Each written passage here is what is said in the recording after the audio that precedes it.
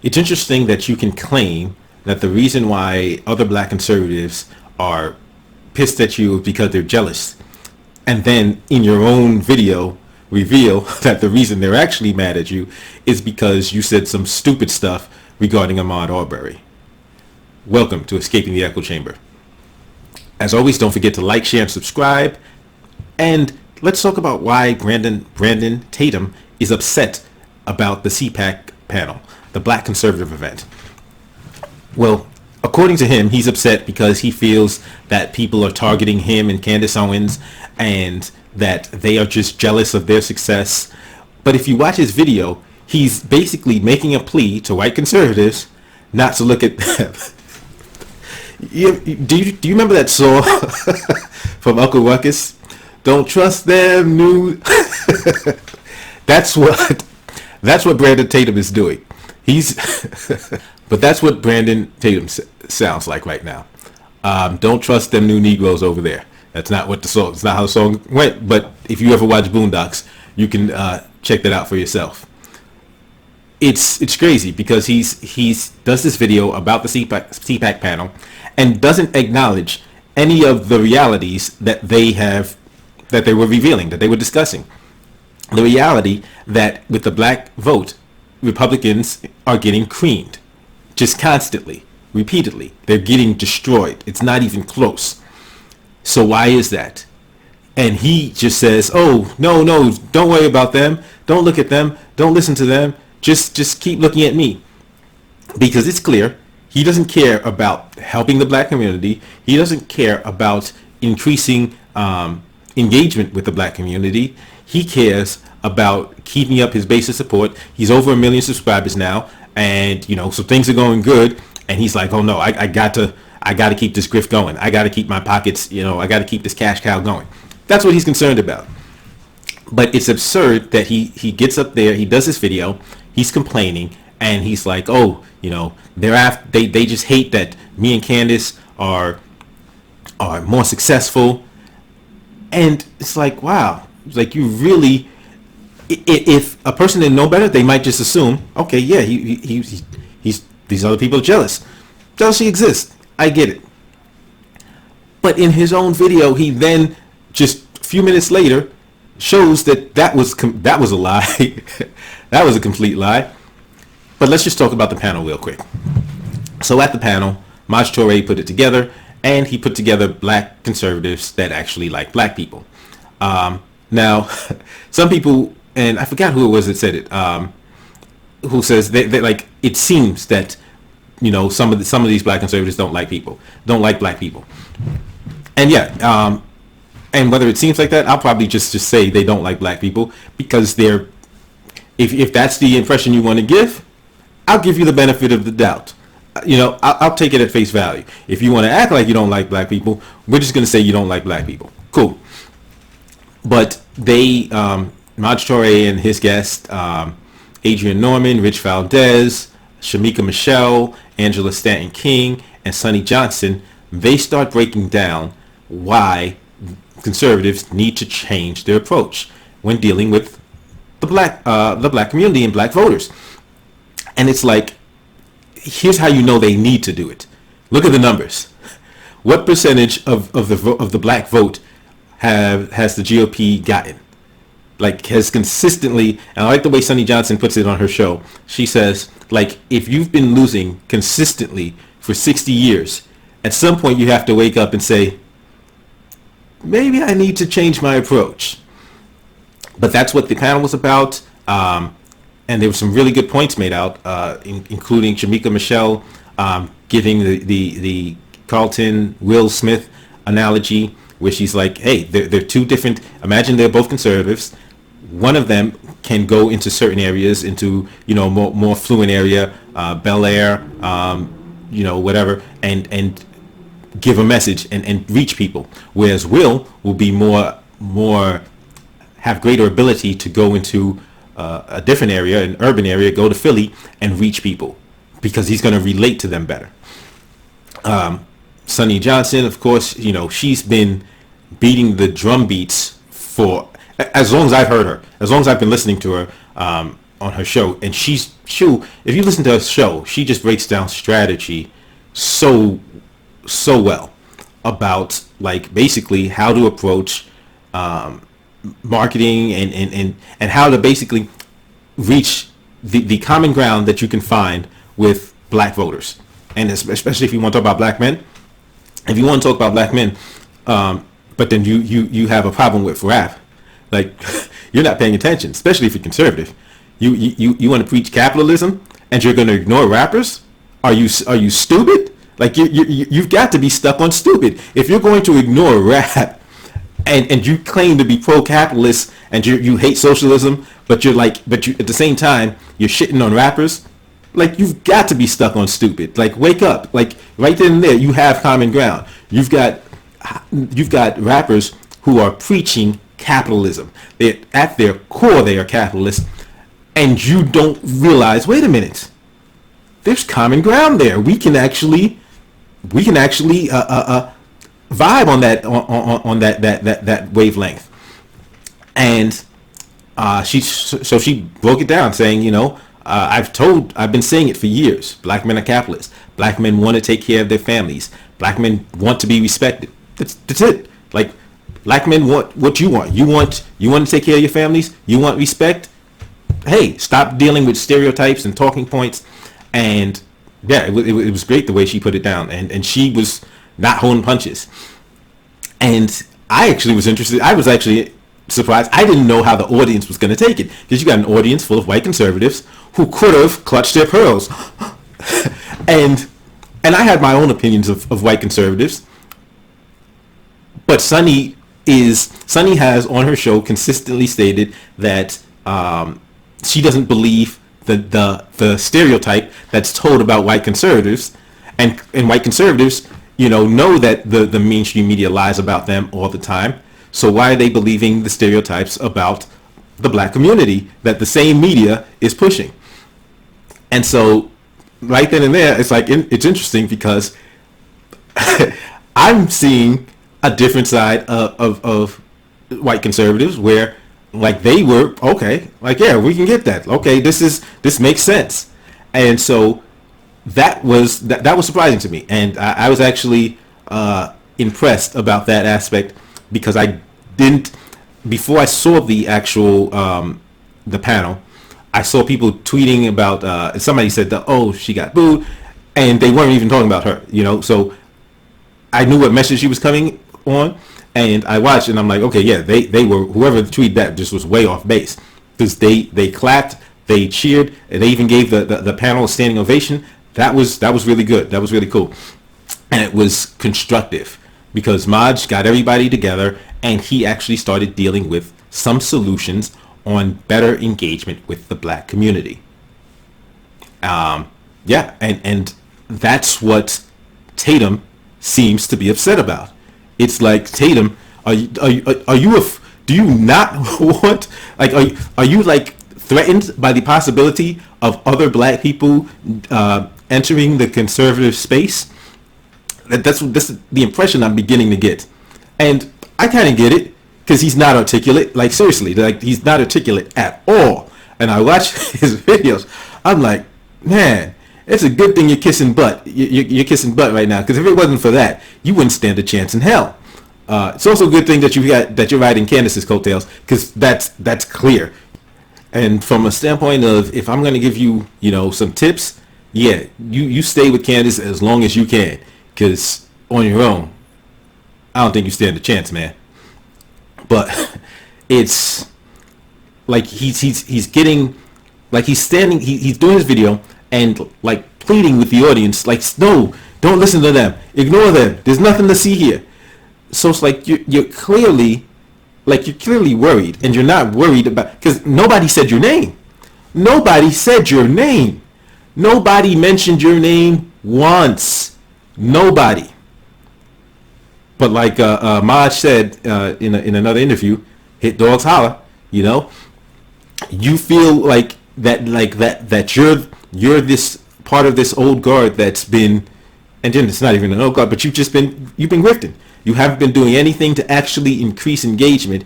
You've been a failure. You've been a failure at increasing engagement with the community. So it's funny seeing him complain about how, they just hate on him because they're jealous of him. And he's like, that's what it is. It's just mad at me and Candace because we successful and they want to be like us. And then a little bit later on, and he goes into the roots of what actually caused it, of how he started saying real stupid stuff around the Ahmaud Arbery case. And they came and criticized. He said they started attacking us. Okay, wait a minute. So there wasn't jealousy. It was that you said some stupid stuff and they called you on it. They called you out on your stupidity around the Ahmaud Arbery case, and that's where the rift occurred. But now you're telling a lie, a bold-faced lie, that people are jealous of your success. No, people heard you say some stupid stuff, and they're like, nah, that's not cool. We're not agreeing with that. We don't agree with you. We don't agree with that. Like, no, your stupid views do not represent the rest of us. There is separation. But that's the key of what they're talking about. That there are those that don't want the black community to see the black conservative, the real black conservatives, as opposed to just the conservative grifters, conservative Inc., who will come up with all these, not even come up, they'll regurgitate and repeat decades old stereotypical talking points that don't make a lick of sense, but they're run with them, and they've been running with them. They didn't invent them. They didn't make them. They're reading scripts. These are scripts. You can go back 20, 30, 40 years seeing dumb make those same stupid arguments that didn't make sense then, don't make sense now, and they're running with it. So now the question is, but this is where now white conservatives have to start looking at themselves. Why are you eating this up?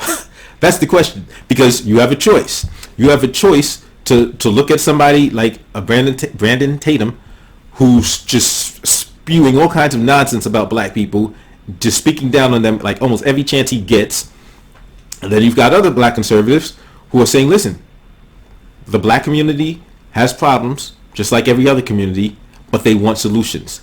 They're trying to live their lives. They're trying to raise their families. Black community is trying to get their head above water, but they're occupied by these progressive politicians. Not even just progressives, Democrats, period. So whether it's progressives or whether it's just liberals, they have black communities under siege.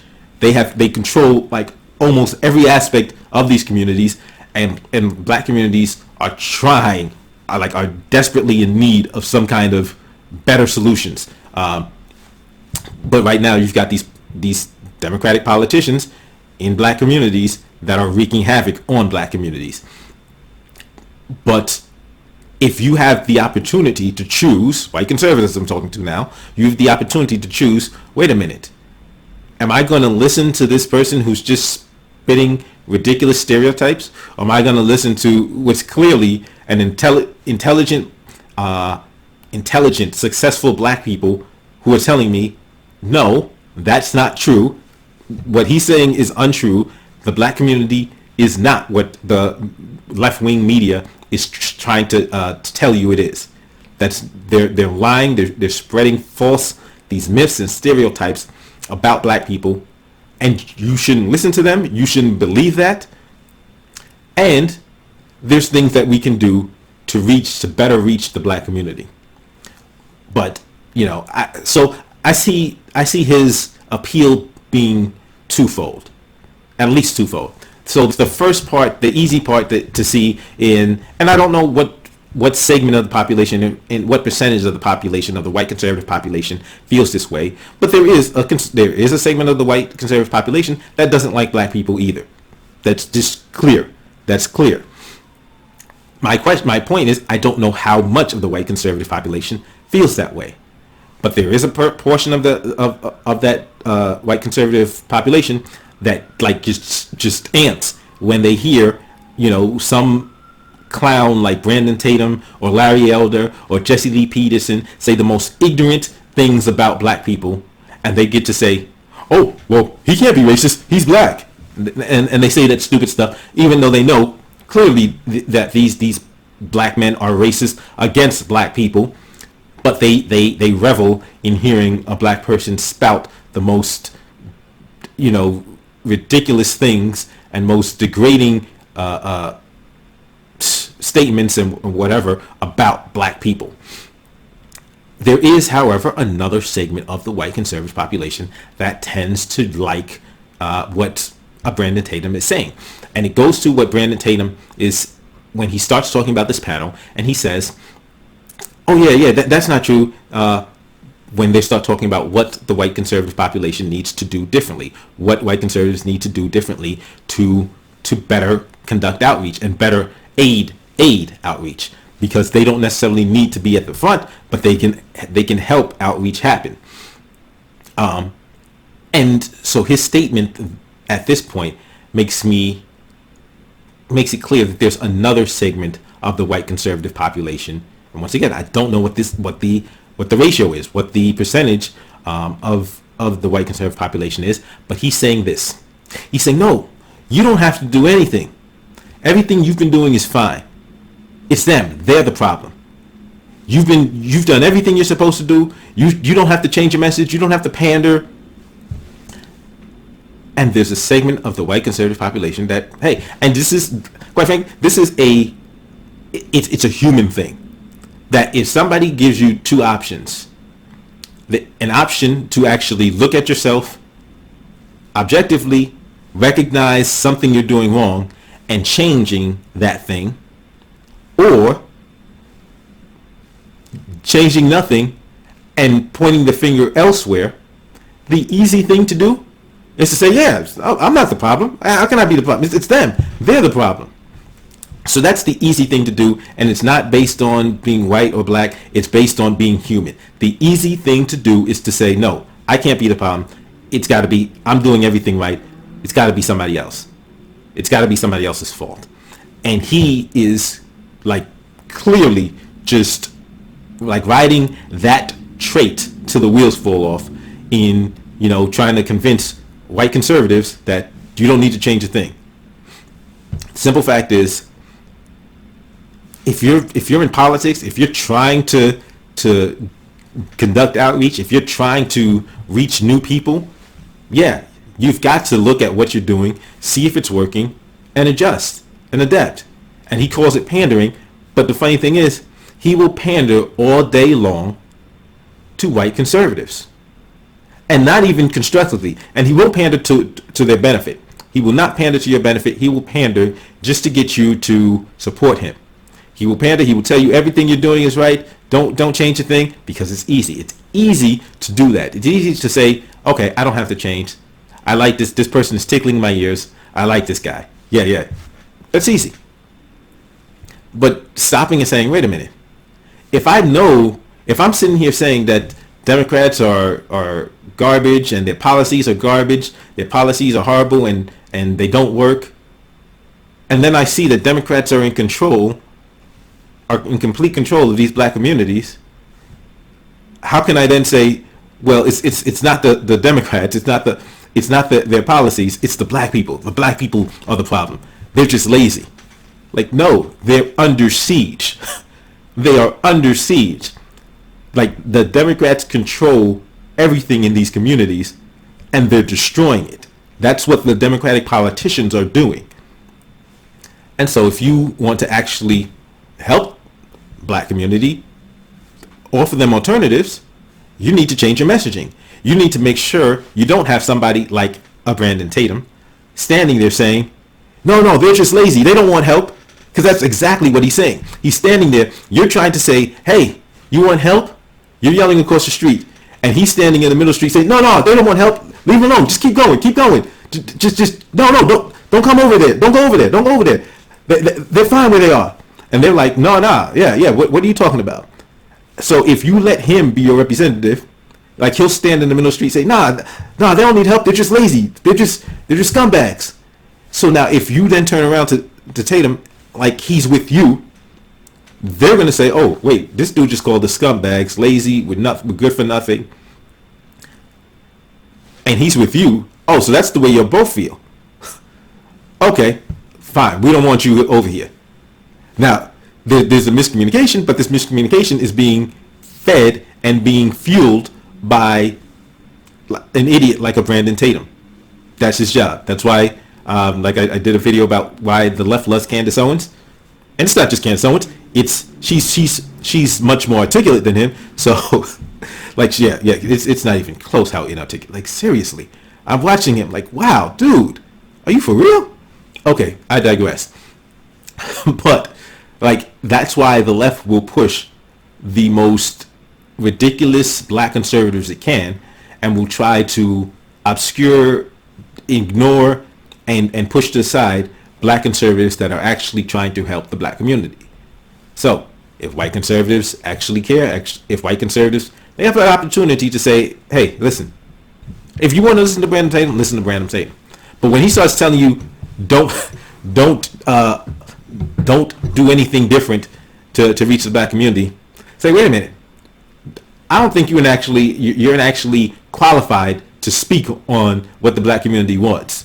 Like, you're not bringing a large segment of the black community with you, so we got to look at you type skeptically. Look at who is actually in the black community, who's actually can reach the black community and relate to the black community, not just because they're black, but because they respect the black community and they're respected by the black community. So yeah, that's it for the video today. As always, don't forget to give me a thumbs up, like, share, and subscribe, and I'll see you next time.